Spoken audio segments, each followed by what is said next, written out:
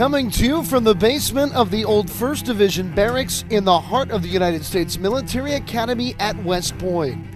This is Character Cut, a podcast that brings together civilian expertise with Army officership to examine a virtue and how we can help develop it in those we lead.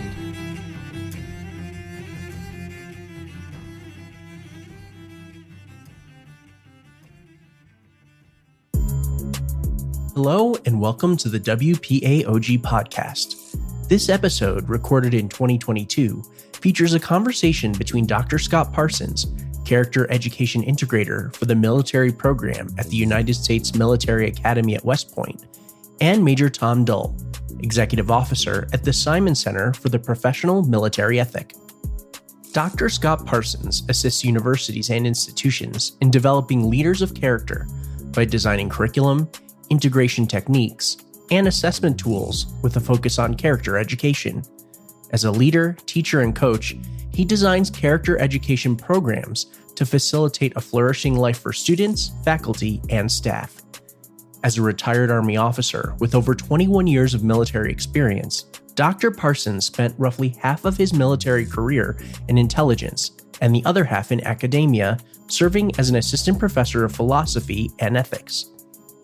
Major Tom Dull commissioned into the U.S. Infantry in 2005. He has served as a platoon leader, company executive officer, troop and company commander, aide-de-camp, and battalion and brigade executive officer.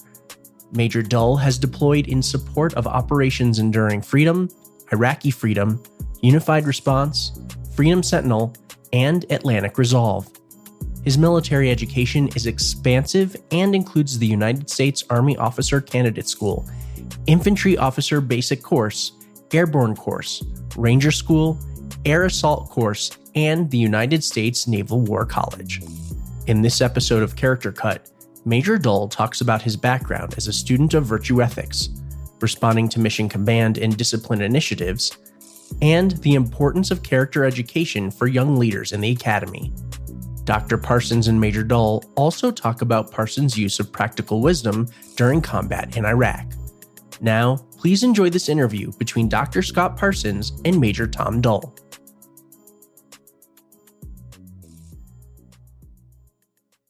Tom, how are you this morning? I'm doing good, Scott. How are you, my friend? I'm doing well. We had a snowstorm last night in upstate New York, and we're all working from home, except for you. You, the dedicated soldier, road marched in the snow up to the office, I see.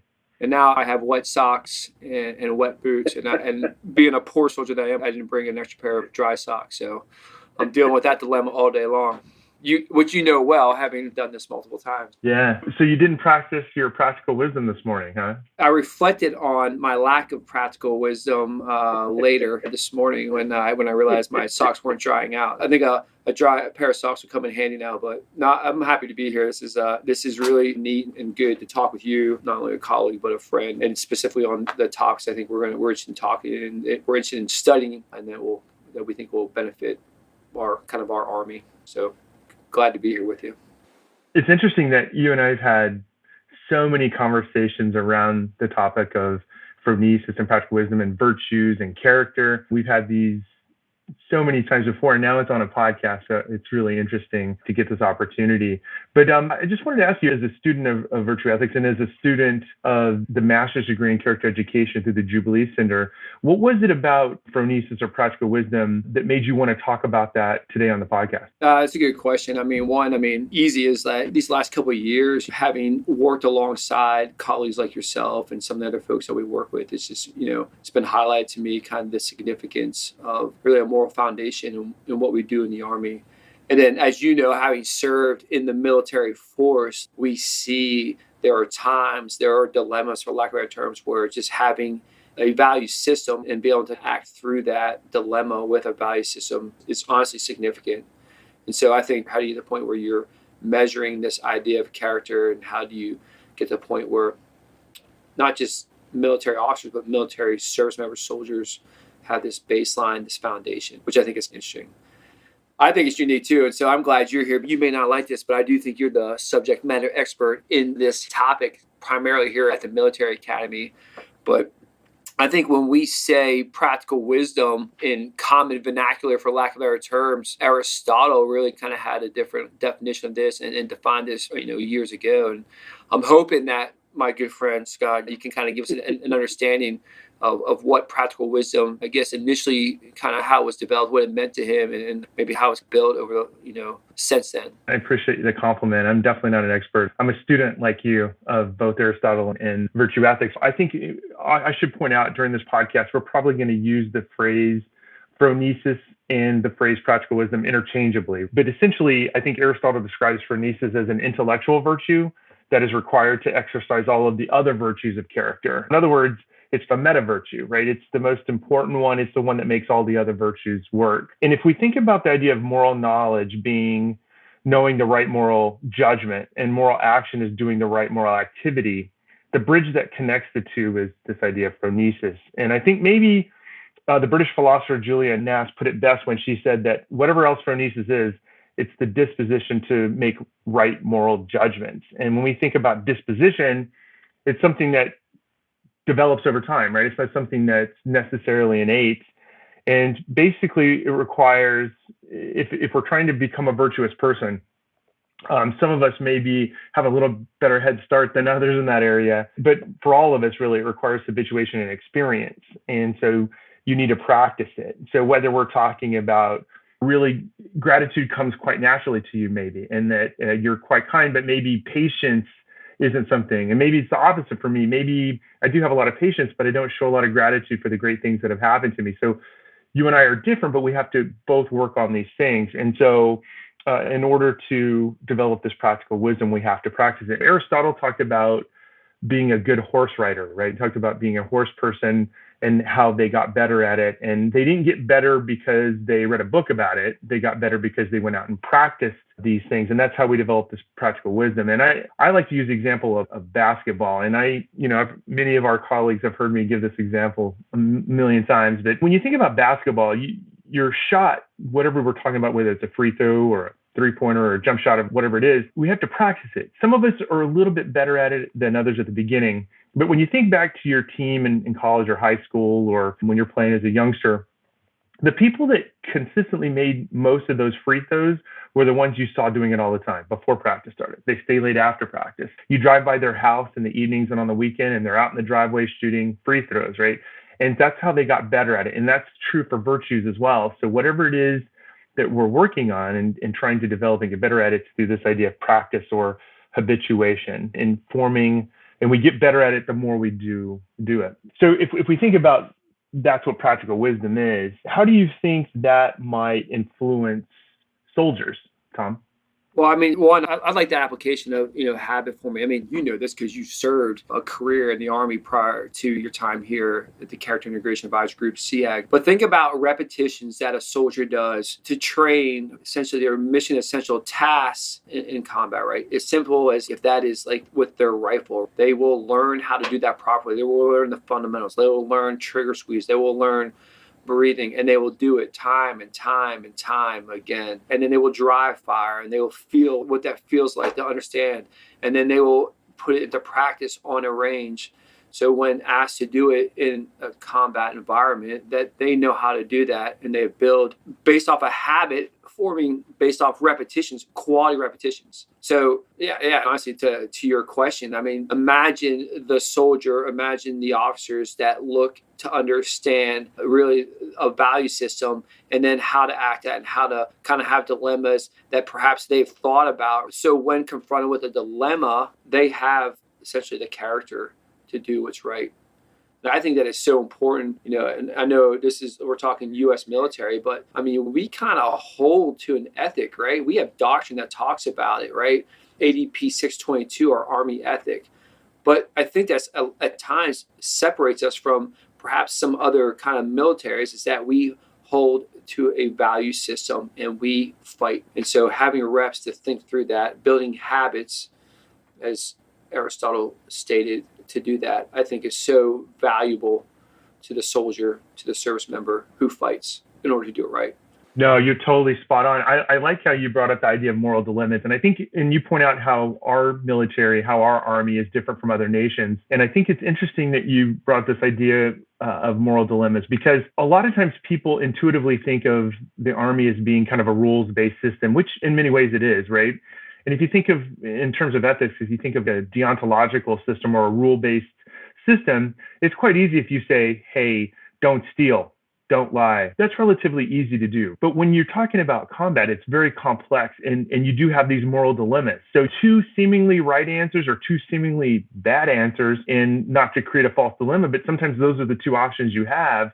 And if it's just following rules, you're stuck, right? What do you do? But if it's about your character and who you are, and you practice these things, and if I could go back to the basketball example, if you just practice free throws in the gym after practice, it's going to be the same situation. And when you get into game time and you got people screaming and yell at you from the other team's fans, it's going to throw you off. So you have to practice in a gym, in an air-conditioned gym, outside with the sun on you, with the wind going, twilight, middle of the day, the heat, because the more you get those reps into different situations, when these weird, different moral dilemmas, as you pointed out, pop up, you can't just follow a rule. It won't work. You need to make the decision based on this idea of practical wisdom, right? You have to assess the situation and apply the right amount of that virtue in the right way. And I think that if you think about a virtue or a vice, right, you think of the idea of anger. Many people just would intuitively say that anger is a vice, right? However, there's situations where you're called upon, say, let's say you see a fellow soldier that's being sexually assaulted, and what do you do in that moment? You scream, you run at the person, you try to help the soldier. You have righteous indignation, you have anger. So that right amount in that moment is the right amount of that character trait, and that would be a virtue in that moment. Whereas if your cadet forgot to turn in their paper and you're like, you're an idiot, what's wrong with you? That's not the right kind of anger, probably a vice in that case. Well, it makes me think, when the Operation Iraqi Freedom, it obviously kicked off in 2003, and kind of some tactics changed on how our adversaries were fighting. So they started using these improvised explosive devices, these IEDs. And so it's interesting on the tactical side, like the Marines kind of took a look and they called this, how do we get left of bang? How do we get left of bang to kind of understand the environment so that we can kind of read the environment to understand, hey, it looks like something bad is going to happen here, AKA an IED. And how can we mitigate that? I think as you look at these habits, the reason you shoot the basketball, the reason you're going through those fundamentals is so when you are in the game, you're practicing these. When you practice, now you can shoot without, almost to a degree, without kind of thought, right? It's repetition. You know how to shoot. This, again, is you know how to act because you are left of bang and you thought through character development, values-based, like what is important. And again, I think it is so important to the military service member that especially in the American military, that we have this value system based off, I think, practical wisdom to do right on the battlefield. And you know this too. I know some of the things you study, but like you think about kind of like how we fight is changing, right? There's going to be times where maybe perhaps some of these officers and soldiers are kind of alone and generally unafraid, but they're solving problems at the tactical level. And some of those will be ones where their character will come into question. And so we really want them to kind of come through the other side with their character intact. We want them, as they represent not only themselves, the organization they're part of, but the American military, that they fought with character, they fought with honor, and they've come back with it.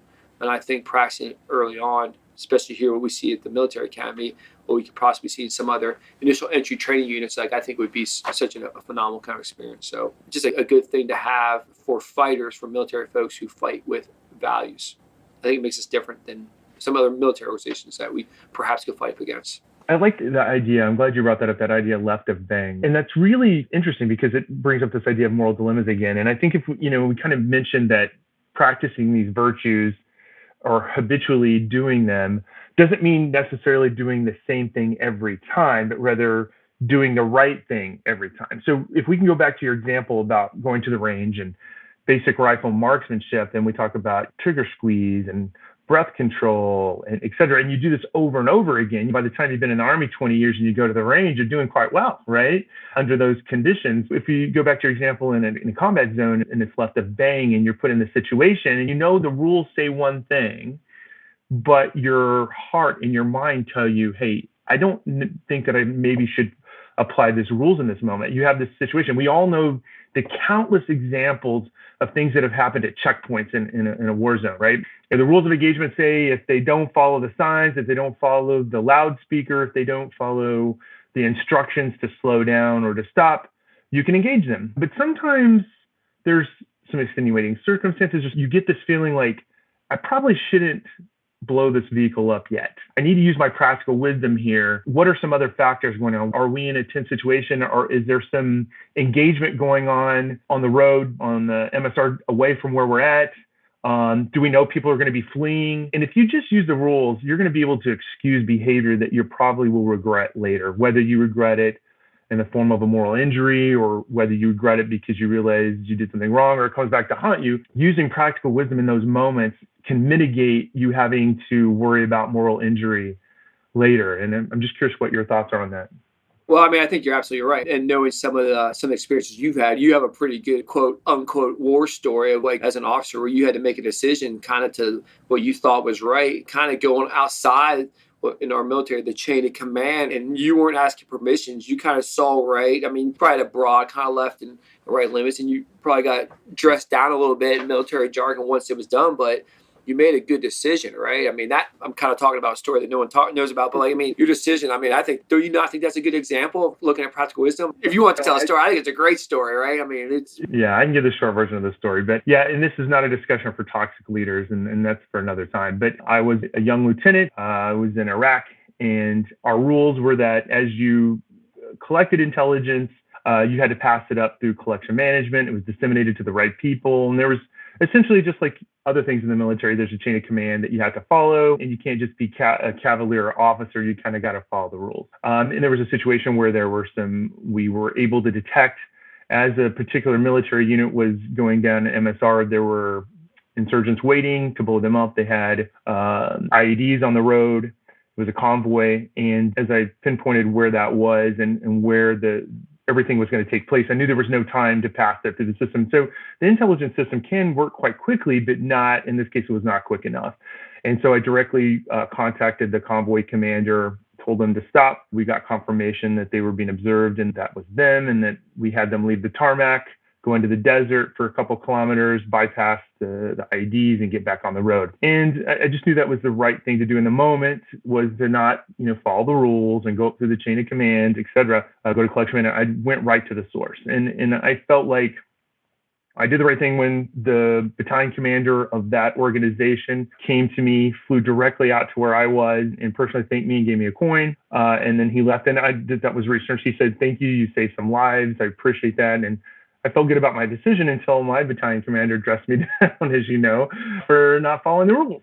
And to this day, I think about the fact that following the rules isn't enough. There's many times that you have to do the morally right thing, and it might be against it. And that's why I say deontology or deontological ethics isn't the best system for the Army, despite it being a rules-based system, but really virtue ethics and being a person of character and making a decision about what is the morally right thing to do in that moment, not what is following the rules. Which is like, you can imagine, like, there's usually a structure even within how we use radios. And perhaps Scott at that time really went to the communication platform where it was on a radio and called straight to a convoy, like kind of echelons, like removed from it, and just kind of thinking. What I think is interesting, right? And I know, we've talked about this quite a bit. The Army right now has some doctrine, which we call mission command, right? And one of those principles of mission command is disciplined initiative, and kind of how you look at that. I mean, and you think about disciplined initiative, right? There's this idea, it's fluid. You're thinking critically about complex problems.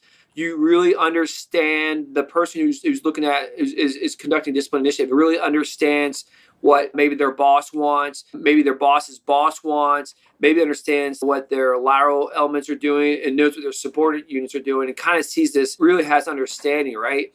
But because they are able to have they've built this practical wisdom, they then can make some decisions, and it kind of ties in with critical thinking, but they can make some decisions. And I think that example of from your own like kind of war story again is a great example of like, hey, here's disciplined initiative, although that doctrine wasn't in writing then, but here's disciplined initiative. It applied with practical wisdom.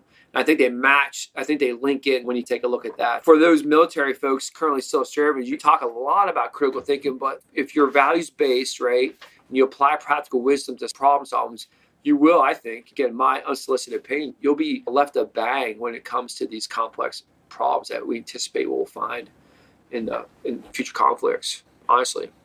Yeah, it's interesting that you bring up mission command and discipline initiative. I think that's really just another way of describing virtue ethics and another way of describing being a person of character. So that's another good example of how what the Army does is really in line with that, as opposed to deontological ethics or rule following. I don't know if anybody's going to see any video of our conversation, but for those who can't, right behind you is this big whiteboard that I see every time I come into your office. What you're doing, it seems like, and I'm going to, hopefully you can expand upon this, but what it seems like you're doing is taking all this really great knowledge you've had over all these years in the Army as a leader, and then also what you're learning as a student of character education and character development, and you're kind of fusing them together. And this whiteboard is amazing. Can you describe a little bit about what's on there?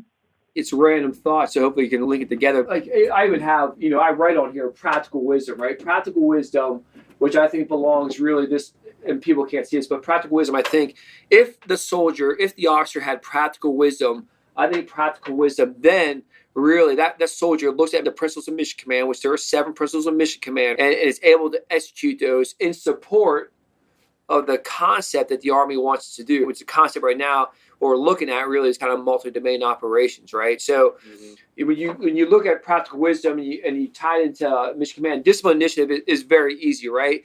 Because discipline initiative really kind of refers to the individual subordinate to have, they can exercise initiative within the constraints of what their commander wants them to do. There's this great article that was written by then Chief Staff of the Army, General Milley, now the chairman of the Joint Chief, where he talked about if you're tasked to clear adversaries on Hill 101, but you get there, the adversaries on Hill 102, you then should take the initiative and go handle the operation on Hill 102, right?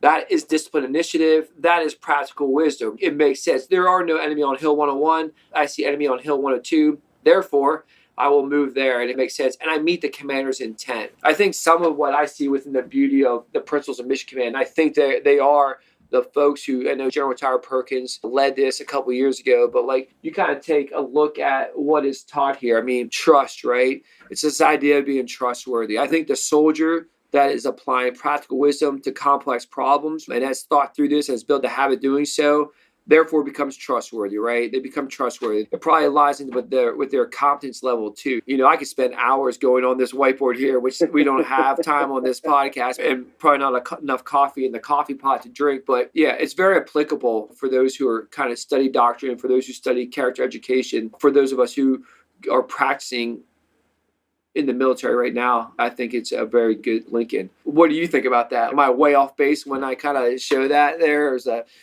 Do I need to rewrite? Do I need to erase this whiteboard?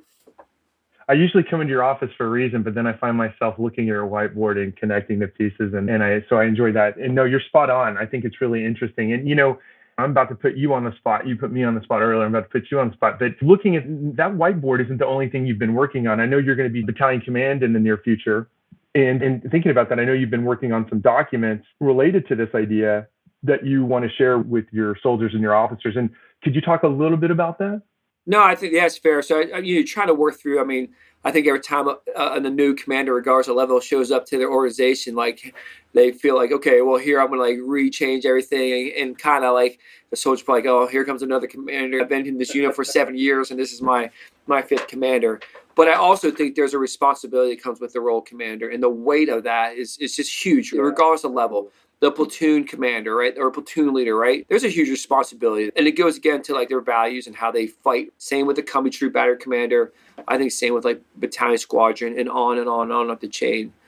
But as many of us are prepping for this responsibility, and that's really what it is. It's a responsibility. As we prep for this responsibility, one of the things personally I've tried to take a look at, and I've had some folks, including you, take a look at some things to make sure that I'm not off base. If you could ideally train a battalion from ground up, you would want to train them to be lethal, right? You'd want them to be trained to be lethal and to execute their mission essential tasks.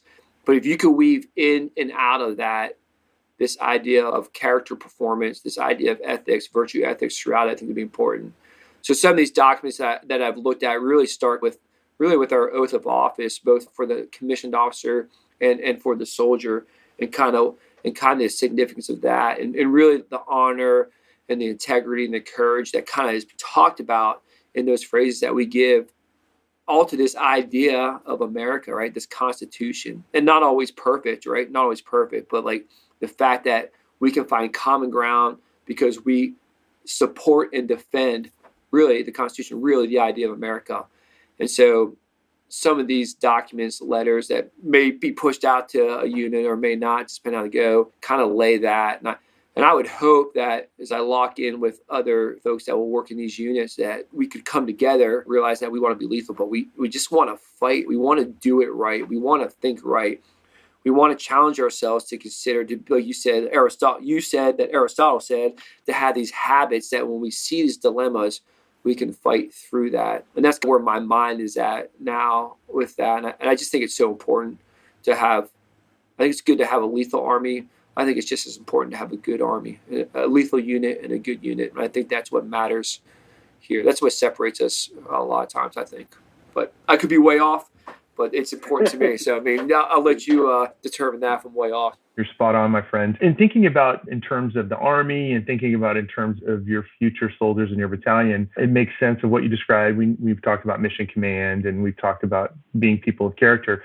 But let me ask you a question. We're here at the United States Military Academy. And how about here? Why would it be important for these 18 to 22-year-old young people about to be leaders in the Army? Why is it important for us to help them, include character education, character development, virtue formation, habituation here? Why might that be important specifically for the Academy?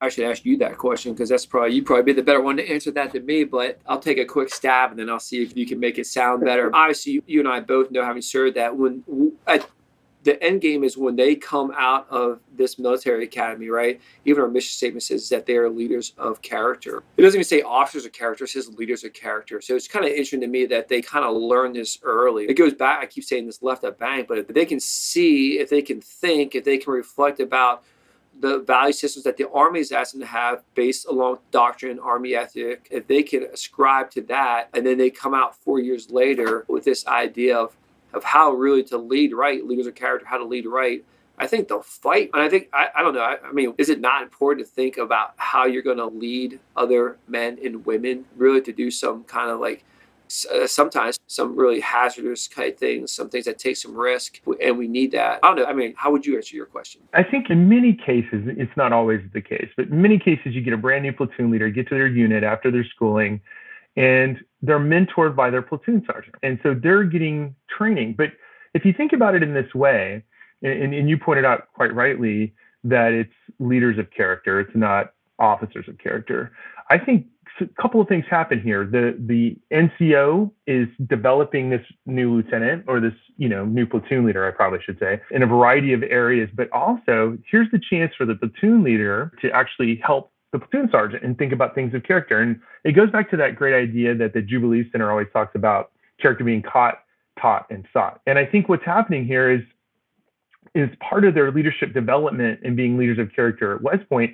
They take this out and then they have this opportunity then to share this, right, with their platoon. And then they become eventually XOs, and then they can share it with the other platoons. And then pretty soon they're company commanders, et cetera. And so this is that opportunity to share what they're learning, and so they can model the behavior. They can be moral exemplars for their soldiers and their platoon sergeant to see.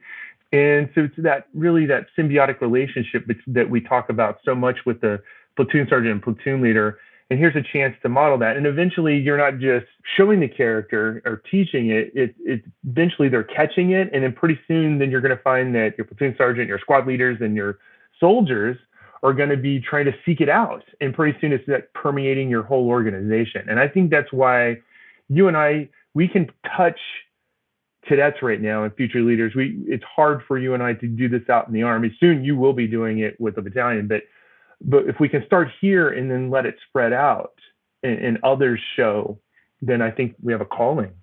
Yeah, I would agree. I think at the end of the day, and this goes along with the Jubilee Center's framework, but imagine if you have 1,000, officers coming from the military academy here in America every year that are able to discern through like really deliberate action, really to act right, to lead right, even maybe when like virtues collide, and they collide there, but they've already had this, what Aristotle called phronesis, this practical wisdom to kind of work through that. It's really interesting that you and I have had all these conversations in a variety of places, West Point Club, your office, walking to the car, and now we're doing it and people are listening in on our conversation. So it's interesting. But I just want to say, thank you so much for your friendship and your mentorship. And thank you for all these wonderful conversations we've had about character and about virtue, about wisdom, practical wisdom and phronesis. And thanks for doing this today on air. And I really appreciate you, Tom. No, I appreciate it. I think most folks know iron sharpens iron, and you get better. And I would offer that to anyone who's listening. Like, it provides good reflection to have someone to come alongside and ask questions. Am I on base here? We call it accountability, but yeah, 100%. Glad to have this conversation with you. And two, grateful for your service, because you would hop back in a heartbeat without even being asked. We'd probably have to tell you to calm down, but I love the fact that you have that desire to serve. I think that's the beauty of the Marshall community. So, okay. Awesome. Good to be here. Thanks so much. This has been a production of the WPAOG Broadcast Network. Please take a moment to rate and review the show and join us each week for a new episode. Thank you for listening.